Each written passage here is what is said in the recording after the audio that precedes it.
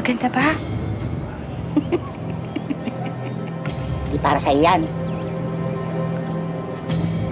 Para yan sa puro, hindi sa marumi.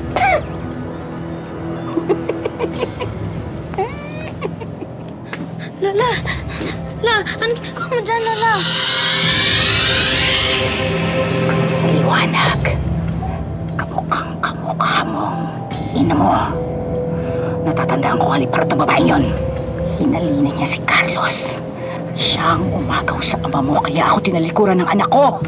Himala, hiwaga, dakilang Babilonya, ina ng mga hampas lupa, ina ng mga kasuklam-suklam sa lupa. Hindi tamang iwanan ng isang anak ang nag-alaga sa kanya sa paglaki para lang sumama sa iba. Ikaw, Mila,